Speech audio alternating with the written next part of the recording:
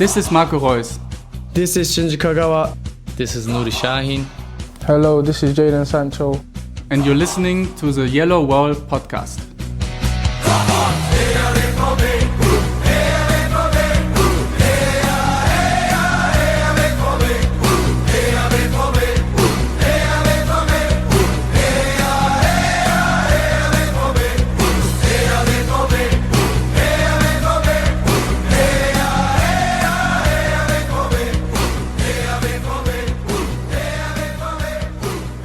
Hello and welcome to episode 348 of the Yellowwallpod. I'm your host Stefan Butzko, and today we will talk how Dortmund screwed the pooch in our absence. Yay! For all that and more joins me, Matthias Zug, returning champion. Hello, how are you doing? I'm doing okay, a little frazzled, but that seems to be my life right now. But on a good side, my newborn son slept through the night, so yay! Awesome. Also here, returning champion Adam Dorowski. Hello, Adam. How are you doing? Oh, good. My 3 teenagers also slept through the night. That's excellent. Yeah, my dog shook himself a couple times this night, so that woke me up. But otherwise, everything went well, I think. So, yeah. Okay, so obviously we haven't been here for a while due to scheduling issues and other things, and me walking to IKEA a million times in the last couple of weeks, and still new house, still stuff to get every other day. So first of all, for that I apologize, but even more so because the sponsoring thing we have for this episode is completely screwed up. But nevertheless, here it goes. Wir sind komplett schuldenfrei, wir zahlen keinen einzigen Euro an Zinsen. So this episode is sponsored by Jordan Hunt, who was very late himself, I guess, but he wishes a happy birthday to @YNWA Borussia, as it was her birthday on the match day against Bruges. Welp. So yeah, that's been a while, hasn't it? Right? So yeah. Sorry if I missed that or whatever, but yeah, so that was still a happier time. Adam, I don't know, since you're the neutral here, since you weren't on in the last episodes, but maybe it's all my fault, because I think on the last show I said after the Bruges game, after the 3-0 win, how happy I was with Dortmund and how I feel like I can finally unclench, and it feels good now how Dortmund are in a flow and we have this automatism going on, and you know, even though the fall is probably going to get tricky, it seems as though Dortmund would be picking up results, and then the Cologne game happened. So is it my fault, or is there someone or something else to blame, and if so, who or what? Oh gosh, I don't know. I don't think you're to blame here. I think that everybody thought that things were so rosy in Dortmund, and it just seems like we had everybody healthy. Like I was tweeting about how strong the 11s were and how strong the benches were, and even though we could make a whole other 11 of players, and all of a sudden everybody's hurt, all the points are being dropped, and everything's terrible. So I don't think it's you, but everyone was in the same boat as you, thinking that everything was going great. All right, so Matthias, what happened against Cologne other than that Dortmund can't defend the same frickin' set piece twice? Well, I mean, it kind of goes down to, Adam, I can't remember if you tweeted it out or somebody else did. It was basically how Favre or Dortmund under Favre, and it's not necessarily a Favre thing. It's something that's happened in previous seasons as well. But that against these lower echelon teams, that Dortmund have a very hard time in winning. They get the most shots. Though not a lot on target, they definitely get all the possession, all the corners. They'll even win the majority of tackles, but they just can't win. They can't break them down. And I think against Köln, it was the same thing. I mean, if we look at it, aside from those 2 corners, Köln really didn't do much of anything in the match. They didn't have to. I mean, they really didn't. They defended. Dortmund had chances to equalize, and you could even say, if you look at the chances, they could have won it. But that would have, I feel like, would have papered over some of the cracks, in the sense of when a team sits that deep and plays that compact and has no interest in being an active participant in a match of football, Dortmund are very static. They just don't have a plan of attack as far as breaking someone down with movement and so on. Of course, it doesn't help that Holland missed a type of goal that I don't think he'll ever miss again. So it was kind of just one of those matches, really, where everything kind of went wrong that could have for Dortmund, and everything went right for Köln. I mean, they got lucky on 2 set pieces, and that was the end of the match, really. Well, I don't know if that's all that happened. First of all, I really thought right from the start when I saw the lineup that it's going to be a very long game because Guerrero was out. So you had Paslak and Meunier as your fullbacks, and we all know that Dortmund do build a lot through the wings, and Guerrero, I think, has morphed into a world-class left back over this season, definitely, and his lack of creativity, or his creativity lacking has been felt very dearly in this game, and I thought that Emre Can and Axel Witsel is absolutely the worst decision you can go for in the double pivot for this game when you need to create, because first of all, I don't think either of them really has the pace and goes forward a lot to make this game quick enough to move the lines around. I think that's a big problem. And the second one, just tactically, it wasn't all that great from the double pivot that Dortmund have, because they were so often just on the same line, and there were very few angles for them to play around, the players behind them. So I thought that sort of made Dortmund's game super static. What I did like is that they switched their systems every now and then, so there was a bit of fluidity, and occasionally they created a chance. But I still think that once I saw the lineup, the lack of creativity pretty much everywhere was pretty obvious. And I must say also in the system that Dortmund play for the most part, Marco Reus as the number 10 behind Haaland is not really that effective. So, from the fullbacks and the midfield, I didn't really expect that much. Jadon Sancho tried to dribble, but he always had to dribble like 2 or 3 guys, and that really didn't work. And Julian Brandt on the other side also didn't really create much momentum due to his being absolutely out of form right now.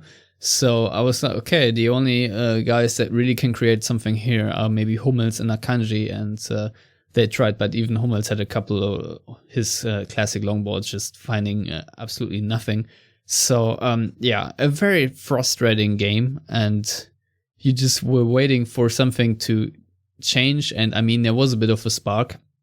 And if you guys don't mind, I don't really want to dwell too long on this game, even though Dortmund had I think 2.9 expected goals to Cologne's 1.6. So maybe a win would have been even deserved. But Adam, while we have you here, I think the game really changed and opened up once Favre brought on Moukoko and Reina.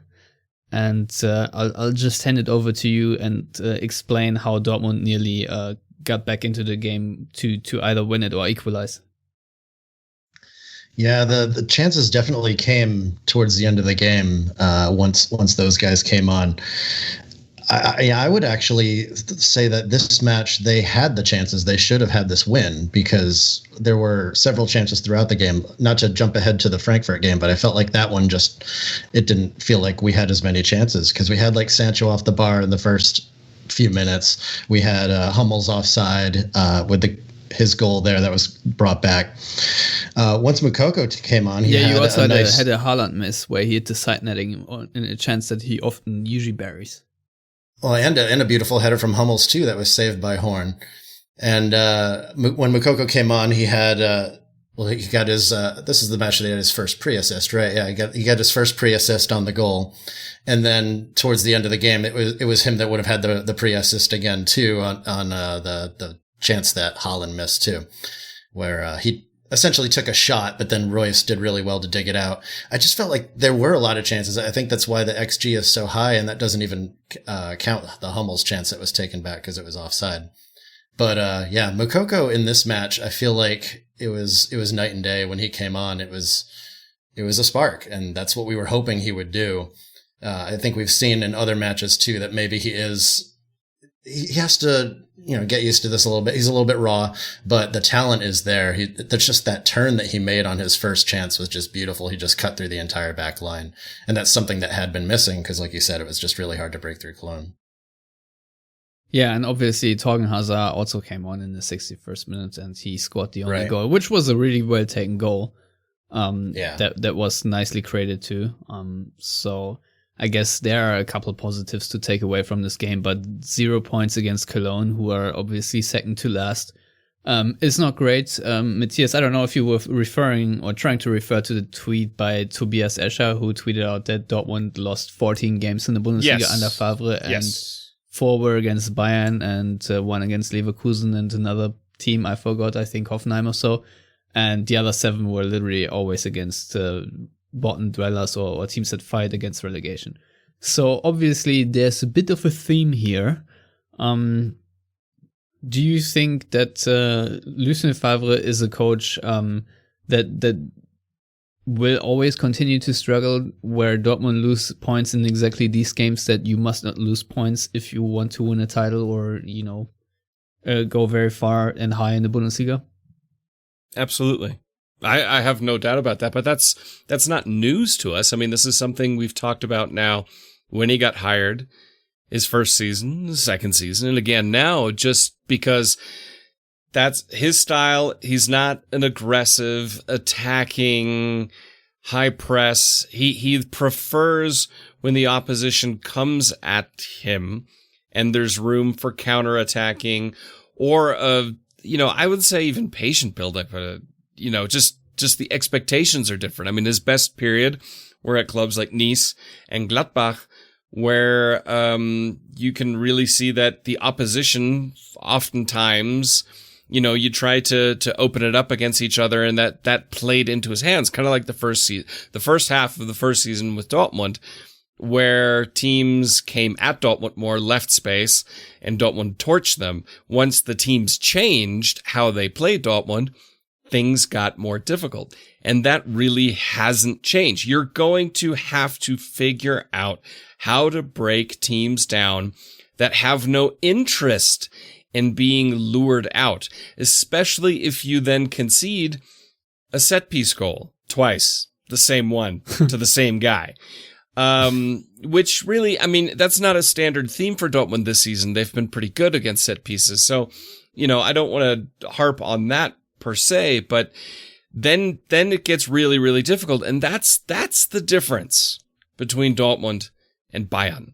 Because most teams sit deep against Bayern and try to just not get embarrassed. And Bayern still finds a way to embarrass them.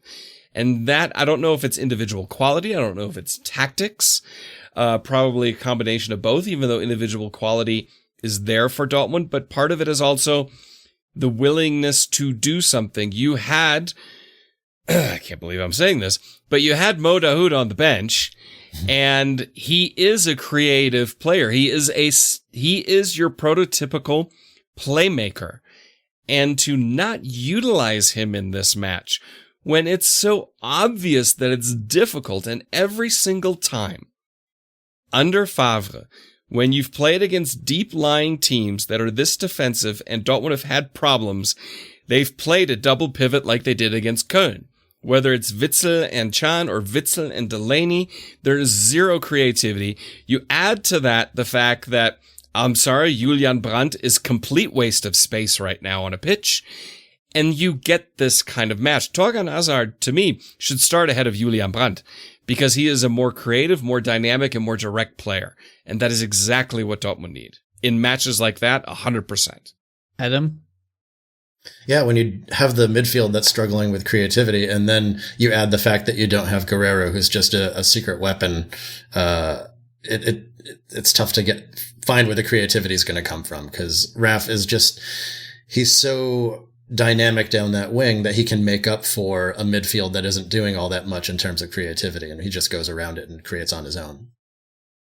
Yeah, I mean, there's not much for me to add. Maybe I would really like to know who decided that the far post doesn't have to be covered on a second corner kick.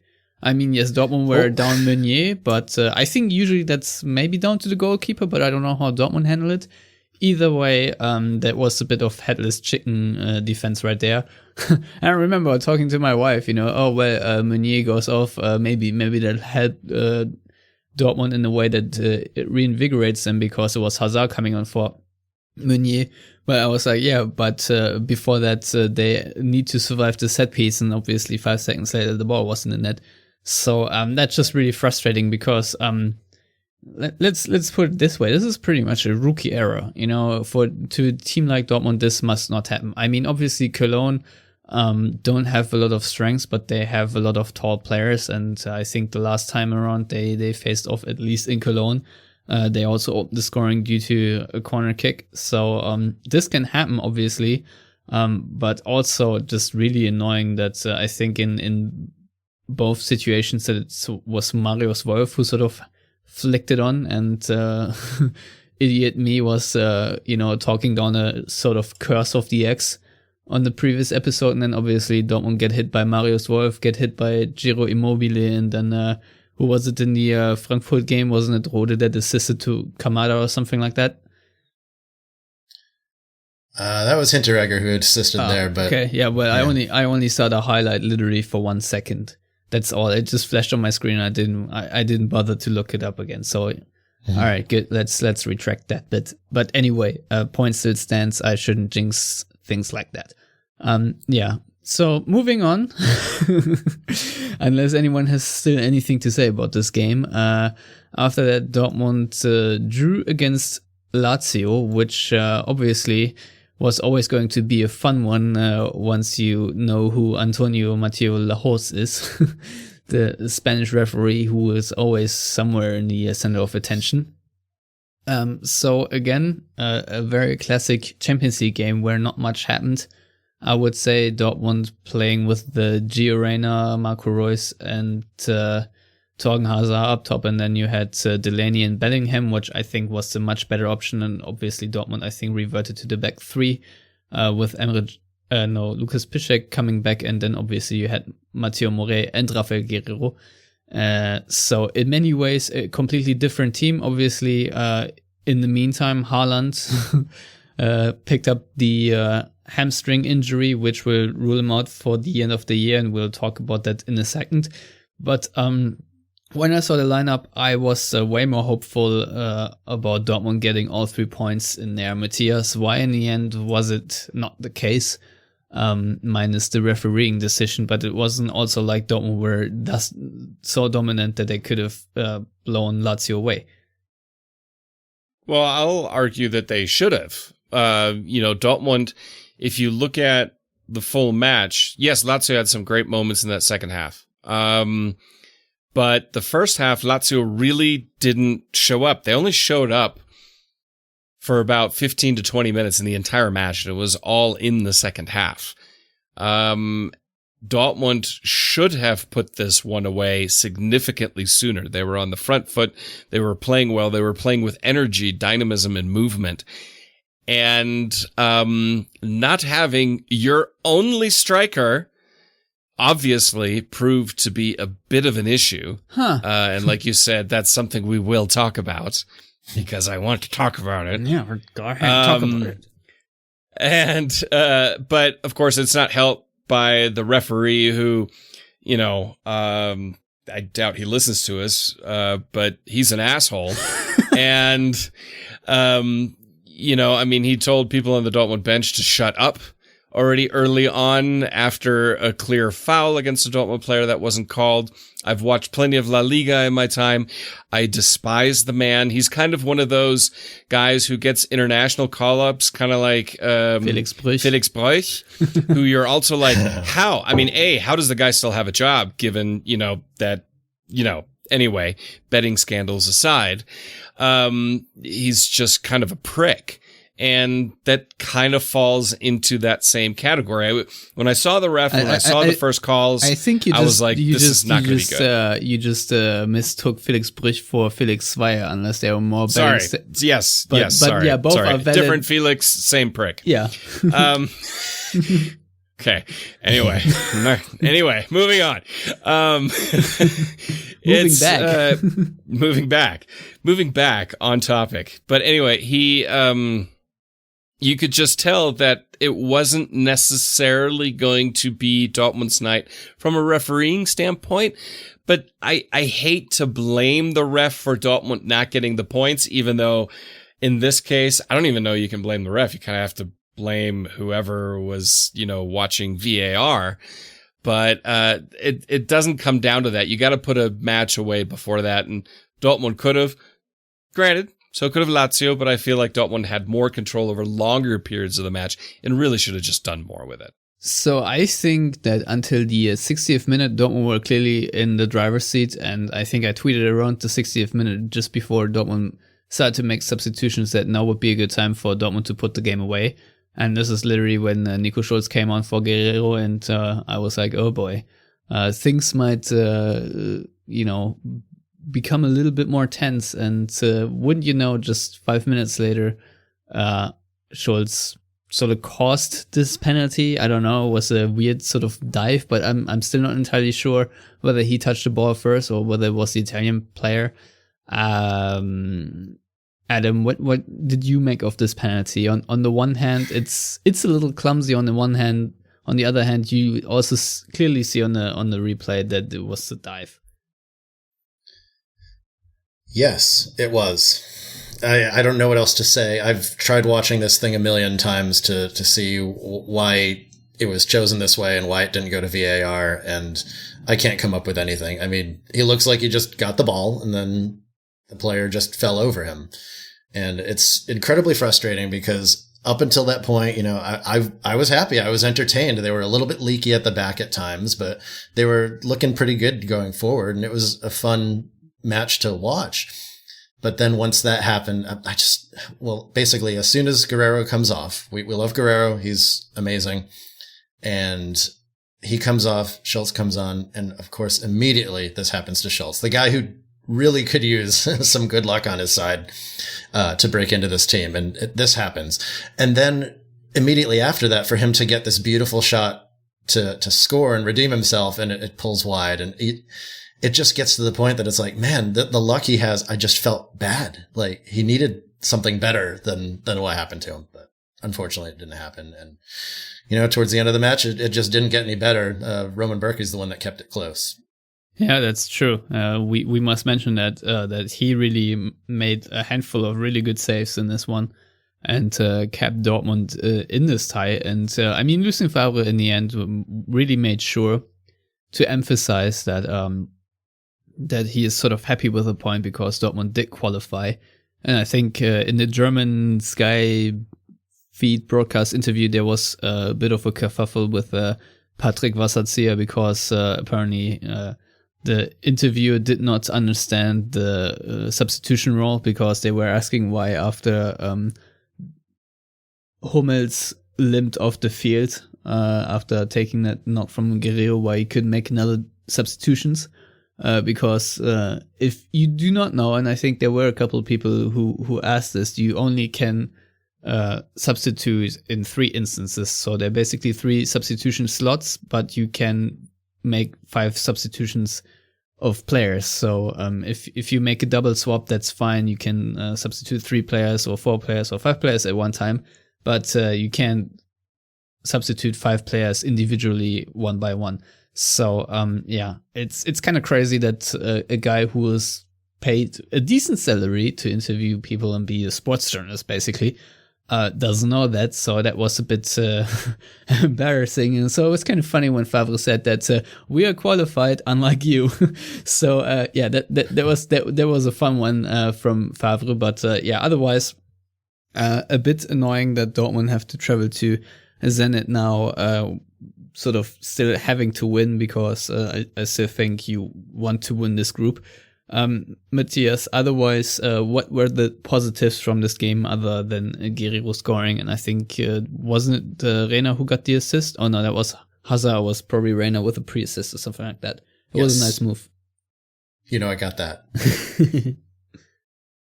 Well, the positive thing is that it was definitely an improvement over what we saw in Rome in the first Champions League match, and that Dortmund was able to create. They played energetically after the downer that was the Köln match, and so you go into a team against Lazio who's also you just don't know what to expect match to match. They're such a head case this season. That it could have also gone very, very bad for Dortmund, but they came out. It's almost like they shook off the Köln result and put their heads down and played very, very well, and honestly just got unlucky, and should have put the match away. But the positive was they played well, they controlled large periods of the match, and really got the result at the end of the day that they really needed, which was qualification to the next round. Yeah, I mean, the biggest, best news, I guess, from this game is that Mats Hummels didn't pick up a terrible injury, because when you lose Haaland, and Hummels basically in a period of 24 hours, or even fewer, that would have really sucked. So that's obviously a big positive. Now, it's just very annoying that Haaland is out injured, because it's a muscular injury, and these players are under a lot of strain, and Favre was reluctant to rotate, and it's kind of almost ironic that he was asked before the Cologne game when he would give Haaland a rest due to the strain, and Favre said with a smirk, as late as possible. And arguably, it wasn't too late then, maybe not, because Haaland still played the Cologne match. But he really should have probably rested him for the Champions League. But usually you wouldn't do that. Maybe, if you think about it in longer terms, you would probably sit him for the Cologne game. And if things don't work out, you bring him on for the last 20 minutes or so. But I think he has scored about 46% of Dortmund's goals. That percentage will obviously go down a little as Dortmund score more goals. But the problem is, without him, they don't score that many. So, Adam, that is really a big headache. Dortmund are even more reliant on Haaland this season than they were in the previous season. So, how is this going to negatively impact Dortmund's season, you think? Well, I was looking at the numbers through 10 games last season, and interestingly enough, right now we have 22 goals scored and 10 allowed, and last season at this point they had 23 scored and 11 allowed, so just one more of each. And the goal breakdowns were 5 for Paco, 5 for Marco, 3 for Jadon, 2 for Hakimi, 2 for Axel, 2 for Mario Götze, 2 more for Guerrero, and 1 apiece for Brandt and Torgan. And right now, we've got Haaland with 10. Like you said, he's got 45% of the goals. Next best is actually Mats Hummels. He's got 3. Nobody else has more. So it's really, really difficult to make up for the fact that he's scoring all the goals. Even after he arrived last season, he scored 30% of Dortmund's goals in the second half. So what he's scoring at now is just way, way up from where he was last year. So my question is, when I can stop you here, is it the case that Haaland is just scoring more and thus has a higher percentage, or is everyone else around him just scoring fewer goals because everyone literally seems to be out of form? It's a good question. When he's not on the pitch, we're not scoring, which is unfortunately a big issue as well. So I don't know. Is putting Moukoko in the fix? I felt like at times when Royce is up top, it seems like they're passing into Haaland's runs, and Haaland's runs aren't there because he's not there. Royce can't catch up. So I don't know if we've become too reliant on Haaland that it's kind of messed with this beautiful, multifaceted offense that they had the first half of last season. Or all of last season, really, even once he arrived. Well, I think that's a question complex enough for Matthias to answer. Well, no, I mean we've lamented about this this season. I mean, we really lamented about it even when Paco was there. It's like, okay, Paco Alcácer is out injured like he was often. And then you had Mario Götze backing him up, who played well, but then was also in and out of form just because of, I don't know. We never really got the insights into that. And now it's even more extreme because Haaland is such a game changer. I mean, he is, after Lewandowski, the perfect striker. He really, really is. Especially if you think about his age and how much better he can still become. I refuse that notion because scary. You cannot be the perfect striker if you join Bayern. So that's your first flaw in your argument right there. But continue. Okay. I'll grant it. Fine just this one time. But so your game is naturally going to gravitate towards a difference maker like that. Now you don't have that guy. Now you have to reinvent the wheel when so many players are also facing, I don't know about form issues, but health issues, just being tired or being injured, being out. Your build-up play is disrupted, which is obviously was an issue now with Akanji being out. And then in the match against Frankfurt, which I did actually end up seeing. But that whole system just gets changed so much. And so you not only have Haaland, he's your goal machine, obviously. I mean, he has turned matches around single-handedly. There's nobody on Dortmund that can do that right now, aside from Haaland. Arguably, there's almost nobody in the Bundesliga that's able to do that. You know, there are very few players in the world that are able to do that. So, losing a player like that obviously is a big issue. Maybe there's an advantage the fact that Dortmund are coming towards the winter break, so they can recalibrate in that time frame, and maybe Haaland will be back 4 then. days. Maybe. Yeah. Well, but still, I mean, there is a break there to kind of just take a breather, sit down, and reevaluate things and come up with a plan B, because right now, Julian Brandt, that shouldn't even be a plan, let alone A, B, C, or whatever. Reus, okay, maybe. Moukoko, I mean, he's 16, and he's not the physical presence that Haaland is on top of it. So you have to change your approach. And my concern is that when this approach gets changed, we see the less vertical, a little bit less direct, a little bit less dynamic Dortmund that was there when Paco and Götze were the quote-unquote strikers, and especially when Paco was out, that it just became so stagnant, so plodding. You're playing against deeper sitting defenses, and your striker keeps dropping off, but the opposition is so disciplined, they're not following him, so there are no gaps. So you're just 10 people standing in front of an opposition penalty area with nothing happening. And that's a big concern, and that gets to the, why did you not sign another striker? The question there is how many strikers would be willing to go into Dortmund knowing they would play second fiddle, play less minutes. And the other thing is, it's not like if you look at, say, the team from Bavaria, where you've got a 30-something-year-old striker, where if you are in your early to mid-20s, you're like, I'll bide myself a couple of seasons, get enough matches, score some goals, and then inherit, so to speak. Haaland's 20. There's no, are you going to get a 10-year-old next to kind of be his understudy? And that's just not the situation. If you're banking on Moukoko at 16 to do it, you're doing the kid a disservice. Yeah, definitely. I still think that you need a different type of player, because if Bayern don't have Lewandowski, I mean, I think they have Zirkzee, who is not too shabby, but at least they have also players like Serge Gnabry and like Kingsley Coman and like Leroy Sané, who at least have a physical presence and a dynamic that sort of adds something that Dortmund don't have in the same type of caliber. Meaning that Bayern, I think, can handle playing without a striker a little bit better than Dortmund can right now.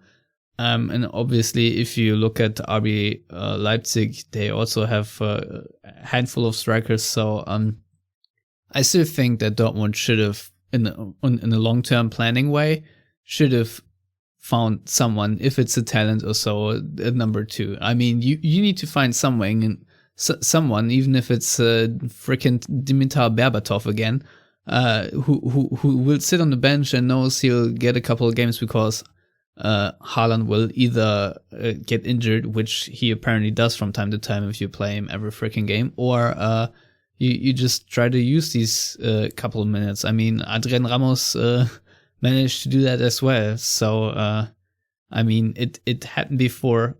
Adam, I don't know what your opinion is, but I think Dortmund really need to think about having 2 strikers at all time, especially for the ambitions they have. And I mean, we've seen it long enough now that whoever you put in there, be it Hazard, be it Royce, be it Brandt or whatever, it just doesn't work. Yeah, I think it really came down to money in the transfer market we heard about how much Dortmund lost. I don't think that they had the money to invest, and I don't think that the free options were appealing enough. Maybe they should have gone for Choupo-Moting, who ended up in Bayern. I don't know. I don't know. At this point, do you try Tiggs from the second the U23s there? Oh, that's true. Oh man, just keep away from Berkey. Yeah, it's tough. There's no second striker to swap in unless you want to put it all on Mokoko's shoulders, and that it's just not fair to him at this point. Although I do wonder if he's going to be starting against Zenit or possibly even against Braunschweig, just because I think those might have been matches that would have been the ones to give a break to Haaland anyway. So maybe they'll just see how he does there. We're already through to the round of 16, so there isn't a ton to lose. So hopefully there's not too much pressure. Give him a try. See what he can do. All right. So Adam, you obviously watched the first half against Frankfurt. You found the stream. You were smart. I was smart in a different way. I saw that ESPN had troubles providing the stream, so I took a nice shower. So yeah, that was probably smarter. So I had a tea afterwards, so I was all nice and invigorated. And then when I saw that they were bringing on Moukoko, I was like, well, what the hell? Why not tune in? But yeah, so I was busy showering, making tea, walking the dog, all that, having breakfast while Dortmund played their first half. So need to fill in the blanks rather, and why Daichi Kamada scored. My guess is that Dortmund didn't have all the pace in the back line without Akanji there and Zagadou being on the other side of that play. So I guess he got in behind John and Hummels. Is this what happened?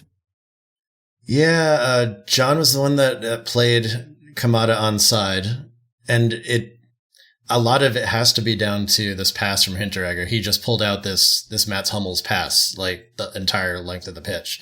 And the takedown that Kamada did was just absolutely beautiful.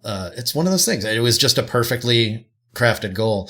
And John kept Kamada onside, but he wasn't close enough to him. He just kind of looked and was like, oh shit, now I got to try to track this guy down. And there was just no chance. And Hummels was too far advanced because Dortmund was pushing forward at the time. Because Hummels. Right. Yeah. Yeah. And I mean, it was just absolutely beautifully taken. The Hinteregger pass was just, I love that guy anyway. So. Okay. So apart from that, what happened? Why couldn't Dortmund get it going, or did they? I don't know what happened. So. Yeah, it was the half that I've been the most angry about. Nothing happened. You didn't miss anything. It was probably better off that you didn't watch it. It's really even hard to pinpoint things that happened in this match. It's so many shots were so few shots happened. I mean, that there wasn't really much to even take in and talk about. Things started to turn around in the second half, at least, and Gio Reyna looked really good and his goal was absolutely beautiful, but that's getting ahead of where we are. The first half was just it ended at halftime and you were just like, I'm watching this shitty stream and nothing happened. And I'm mad at ESPN. I'm mad at Dortmund. I'm mad at everything. It was just bad. It wasn't a good place, especially after the previous two matches. Yeah, that's, I think, maybe the key word here, because Matthias, if I look at the schedule, I feel like I'm very much okay with a point in Frankfurt, because I know for Dortmund it's always a tough game. And if it weren't for the loss in Cologne, which is super vexing, I would have been like, maybe Dortmund can drop a point here and be a bit tired, because after all these games and with injuries now piling up a little bit more, that's sort of something you can expect, like a stale game, and maybe Frankfurt, finding one lucky moment or so, and that's then how it goes. So I don't want to be too hard on them. On the other hand, obviously, Frankfurt haven't won a game in 7. I think that was their 7th consecutive draw, something completely ridiculous. Meanwhile, I think it was Dortmund's first draw in the Bundesliga in 2020 overall. So guess their streak was just too powerful. But what can we take away from this game other than this one meek point? Well, like you said, I mean, Frankfurt has for many years been a difficult place for Dortmund to play, no matter who the coach was. I mean, whether it's Fee or Kovac or Hütter, they play Dortmund very well. Obviously very physical, which is something Dortmund still doesn't like. I mean, nobody likes it, but some teams revel in it. Frankfurt revels in it. Dortmund does not at all, which is always something I lament. And I feel like that's where the loss of Haaland really is felt, because he kind of gets off on it. Like if the opposition's being chippy and nasty, it makes him play even better. That's just the kind of guy he is. And Dortmund don't have a lot of those types of players. And Frankfurt know that. Especially since Adi Hütter's there, they know if they step on Dortmund's toes often enough, I mean, you can make the argument Sebastian Rode should have been sent off instead of getting substituted. You add to that the absolutely atrocious pitch. I mean, yeah. I tweeted, said it looked like something I played in the Landesliga in the 1990s, and I'm not kidding. It looked horrible. So you've got, weather, an opponent, and an pitch. You're missing your goal guy. You're missing Guerrero. So it just kind of felt that way. You're missing Akanji. You had a very rusty Zagadou, and that's my big bonus from this match, is that Zagadou is back. I think that's, the band will be back together again pretty soon. But you could tell, Akanji wasn't there, so the build-up play was a little static at times. But Frankfurt played well. I think this is a match where you go, yeah, I'm okay with the draw, like you said. I think it reflected the match overall. I think if Dortmund would have gotten a win here, you would have said kind of stole one. If Frankfurt would have gotten a win, they would have stolen one. Like you said, the match that really irks is Köln, because on the full run of play, and judging by what Dortmund should have done, like defend 2 corners, if that match would have gone according to also the opportunities and chances that Dortmund did have, now you would be looking at Dortmund being a point behind Bayern in second place. As things are, Dortmund are in 4th place. They're 4 points behind Bayern, 1 point ahead of Wolfsburg, who I just cannot stand to watch play. And so it just all feels kind of meh this time of year. I think it's also just all the matches are just getting to everybody, and they're just tired. They're getting tired, and that is reflected in this as well, in my opinion. Yeah, I think we all need to get into the headspace for the remaining, 5 games or so, that this is not going to be a very fun ride. I mean, I can be very wrong, but I have the feeling now that Dortmund sort of peaked in Bruges.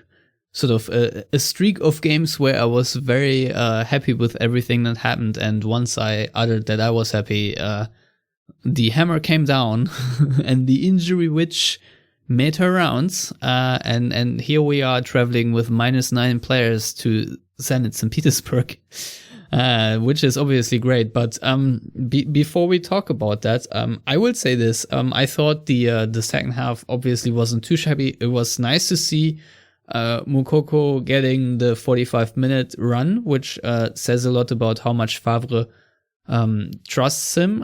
I wasn't quite sure whether subbing him on for Dahoud was a wise option, just because I hadn't seen that half. But nevertheless, I thought it was a bit better, because it allowed Julian Brandt to get a more suitable position than floating around aimlessly up top. And obviously a bit more dynamic. And I thought, Moukoko had a couple of really good moments. A heavy touch here and there, which let him down. But otherwise, at least he was in situations to score. He couldn't really capitalize against Frankfurt, but you can see how he'll probably do it once things kick a little bit more into gear for him. And obviously Gio Reyna with that fantastic goal. So yeah, that was positive. And in the period, especially in the, I want to say 15, 20 minutes after halftime, when Dortmund actually, forced the issue a little bit. And that was also the time when Gio Reyna actually did score the goal. Axel Witsel was very involved in the counter pressing and won a couple of balls very high up in Frankfurt's half. So that really helped. I've been harping on him quite a lot recently, but I thought that was very good. And obviously Jadon Sancho looked improved, Gio Reyna looked improved, and one we haven't really mentioned yet, but obviously we really must, is Matteo Moret, because I thought that fitting him as a right back or as a right wing back really helps Dortmund. It really alleviates a bit what Dortmund have been missing without Hakimi. And, I think he is a more attacking player than Meunier, which isn't really hard. But he also really links up much better with Sancho, and he can play a couple of through balls into the channels. He just is very intelligent and a bit faster. So I'm all here for Moret and that he is here to stay. Adam, how do you view it? Yeah, I view it the same way. I thought that he had much more of an impact in the match against Lazio.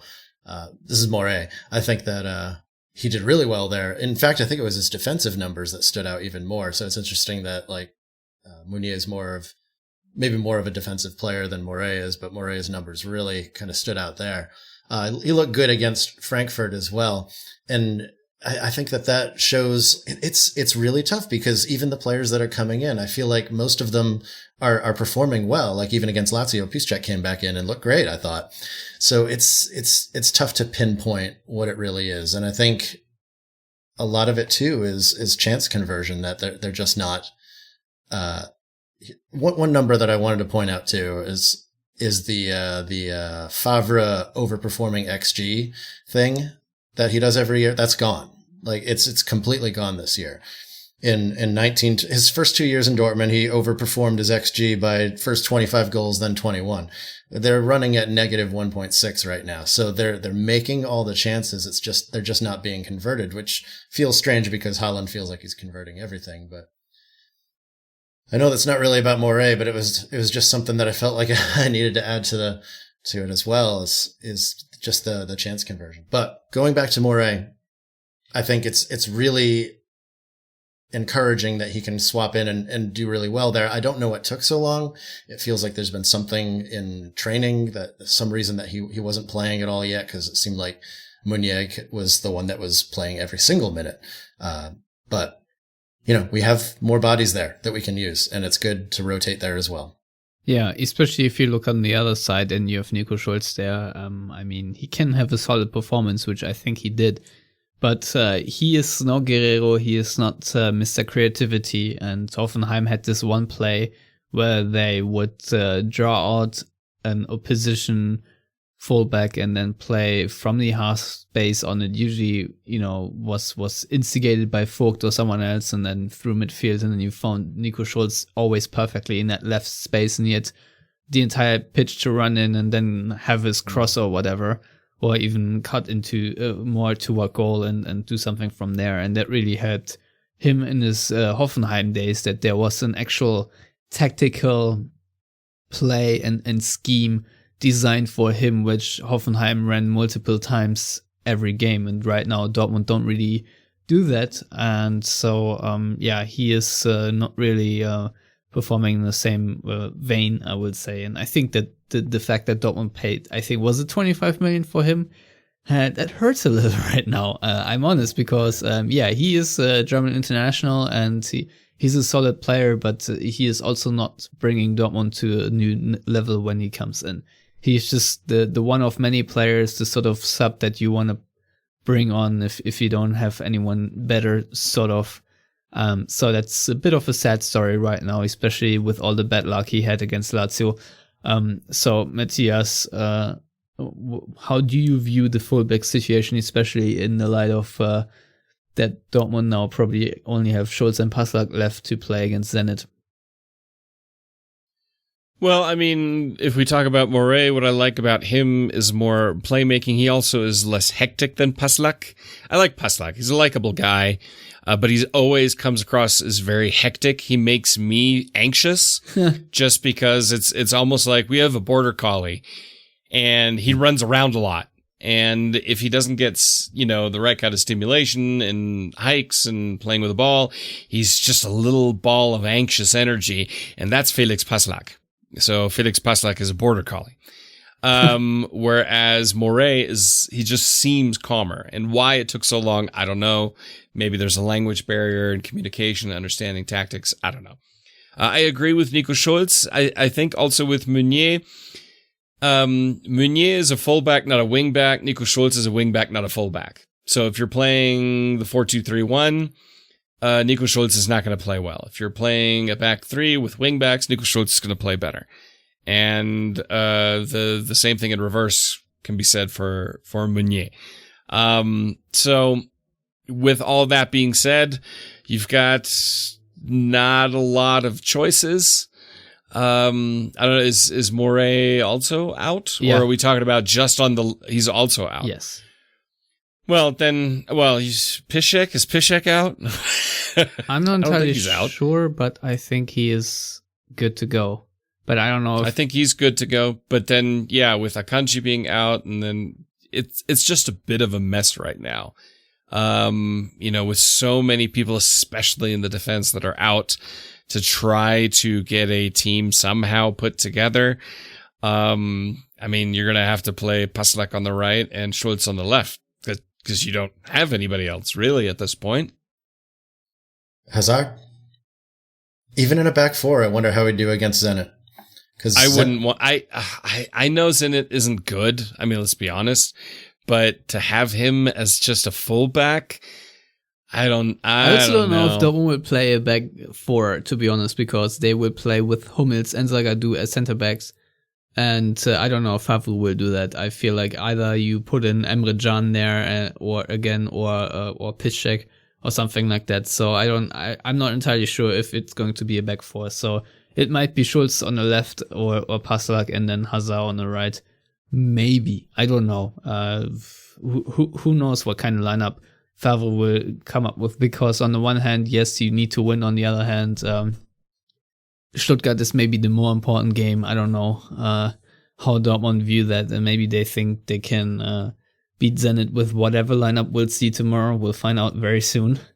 But yeah, it's a very weird game. I mean, Dortmund, if they win the group, they will, I think, get 2.7 million euros extra prize money, which is obviously nice. And they will, if they win the group, they will definitely avoid Chelsea, Liverpool, and Manchester City, and they will likely avoid Barcelona, who I expect will finish ahead of Juve in their group.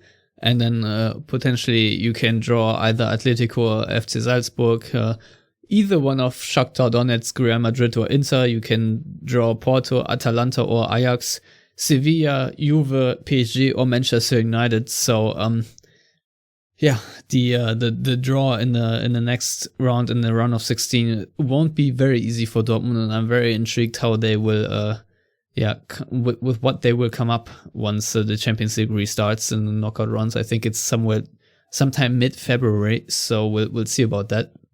But yeah, as mentioned, they do travel there without Haaland, without Meunier, Akanji, Guerrero, Delaney, Dahoud, Moret, Khanier, and Schmelzer. So Adam, you already alluded to maybe playing Moukoko there. What do you expect of Favre to come up with? Oh gosh.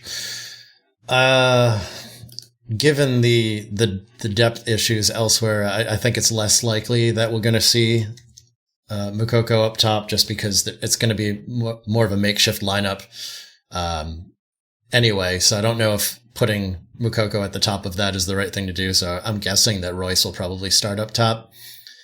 I don't expect to see a back three against Zenit, but it would allow them to use Hazard as a wing back. And as for the midfield, I don't know, who did you say is actually available in the midfield? The two players that are actually available will probably start in midfield. Well, you would have Witsel and Bellingham, for example. Right, yeah. And I'm getting to the point that I don't want to take Bellingham out ever again. It just he seems to be doing really well. And he even survived the beating that he took against Lazio, which was impressive in itself. The crazy thing about Bellingham, we have hardly mentioned him, but I think of all the midfielders that Dortmund have available right now, he is miles above everyone else. And he's just that 17-year-old kid. It just blows my mind every time, but he's just really good. He is. And I totally agree. And I feel like he should start. And I think he'll kill it out there like he always does. But the thing is, too, like center back is where I mean, it didn't look like this for a couple of days, but center back is where we actually have the depth now. So it might make sense to use three at the back. So that way we can get Hazard in as a wing back and pair him up with either Schultz on the left or Passlack on the right. Yeah, Matthias, what are your thoughts on how Dortmund should approach this? I think I've written down Bürki in goal, then you have Can, Hummels, and Zagadou is the back three, and then you have Passlack, Witsel, Bellingham, and Schultz. Okay, I'll send this. Huh, interesting. All right. I don't know why Siri just popped on. Anyway, so I had Passlack, Witsel, Bellingham, and Schultz in midfield, and as the wingbacks, and then you have Sancho, Hazard, and Royce, the front three, which is not really that impressive to me as a lineup in terms of where creativity comes from. But what do you think Dortmund can even put on the pitch? And do you think, lastly, that will maybe turn into a rant from my side, but do you think that Favre will make more than 2 substitutions this time? I was in a good mood before we started this podcast, but you just have to bring stuff up to piss me off. So, no, I agree with your projected lineup because I just don't see many other options, to be honest. I mean, maybe Piszczek instead of Can in the back three is maybe the one that I would do at this point, just to give Can a bit of a break, because, I mean, there's... Dortmund are playing every 3 days, and out of the final 5 matches, 4 of them are away from home. So, it may not be bad in a match where you're playing against a weak opponent. Not winning it won't be the end of the world. You could maybe take that risk. I would really not want to see Moukoko out there from the beginning, because I think Zenit will just chop him in half. Out of nothing else but frustration at some point.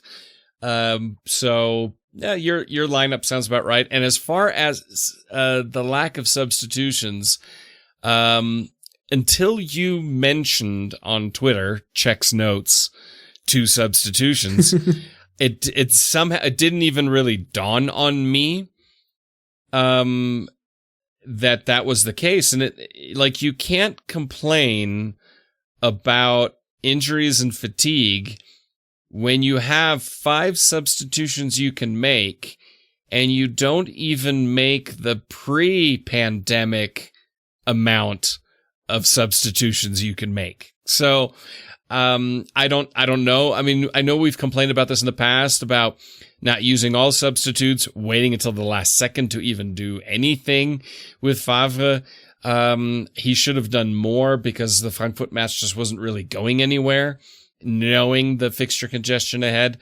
I'm completely with you there, as far as it just baffles me. It always has with Favre. Like, why not? You're at Dortmund. Dortmund are going to be playing every 3, the English weeks, the 3 matches in a week is just a standard for Dortmund for years. Utilize those substitutions to give your players a break. Yeah, it's mind-bogglingly, it's just maddening, really. That's what it is, because, I mean, it's not like there was just a list of nobody sitting on the bench. I mean, you still had frickin' Hazard, you had Royce, You can bring on Paslak, Piszczek, so there are options of players. I mean, Marco Reus hasn't really done much, but, still, at some point you could bring him on, really. Torgen Hazard obviously always reinvigorates the game just due to the amount of energy he brings.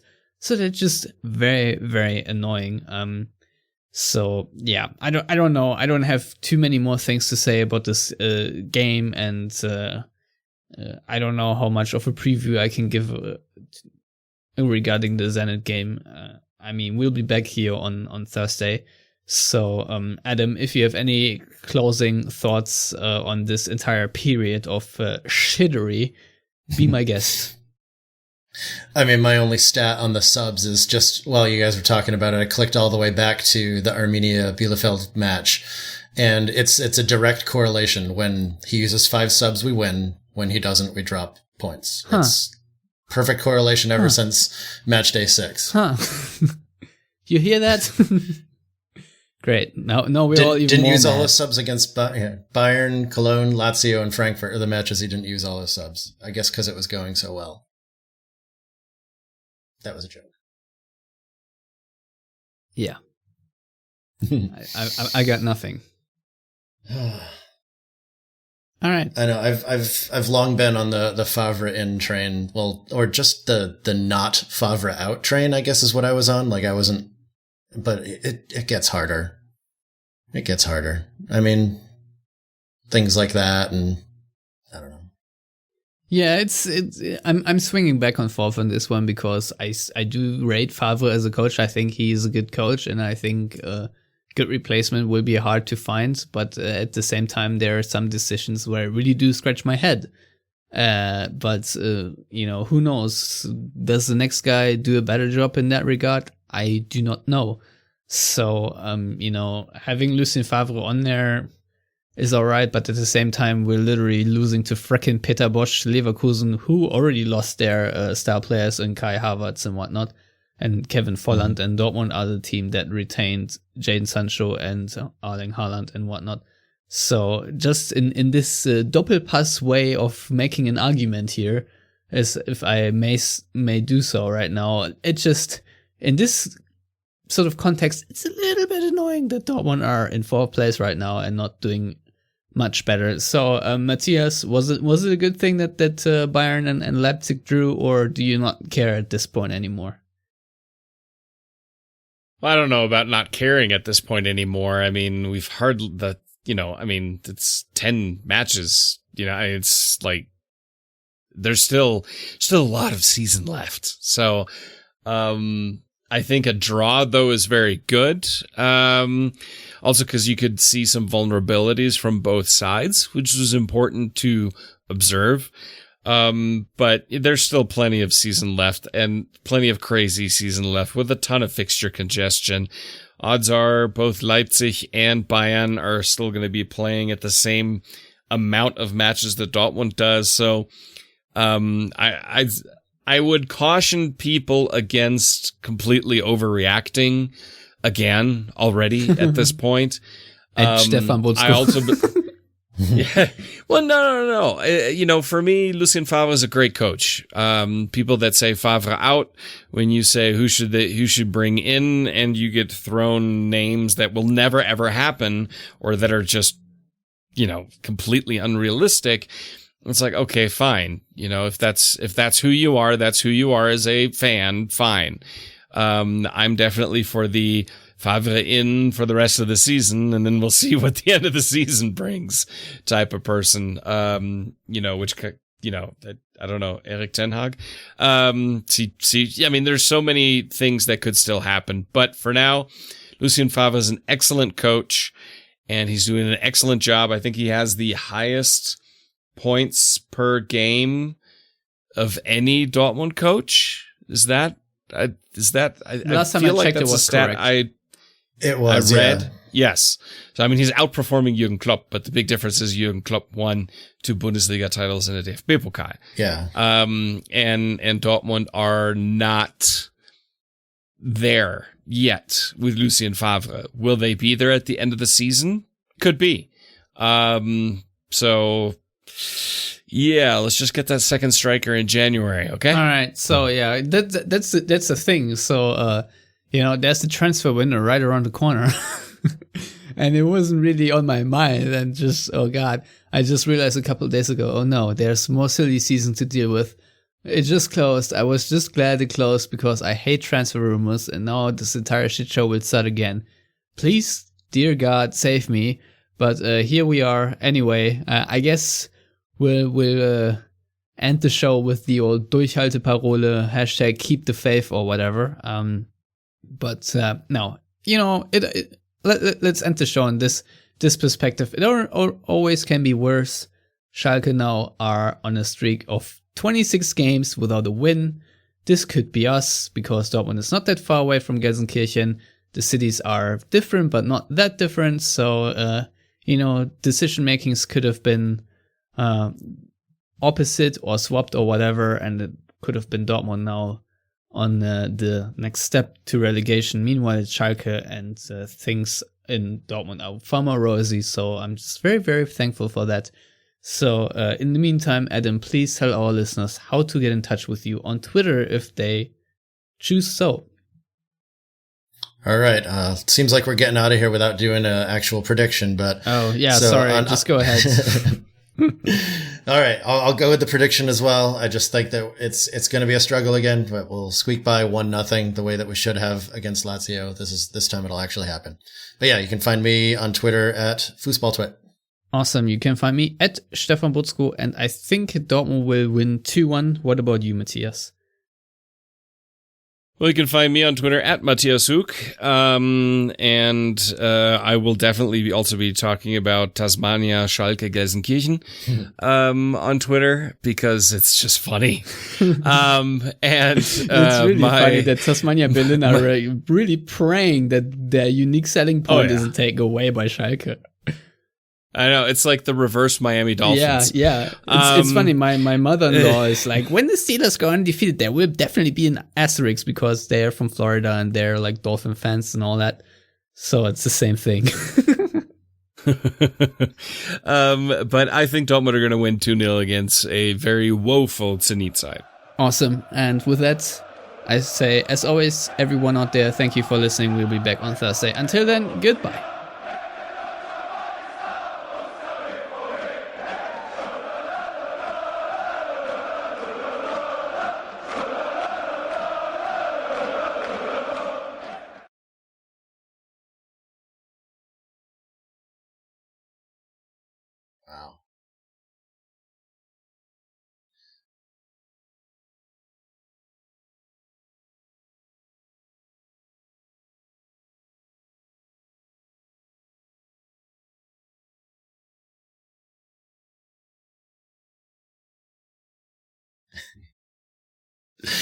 Wow.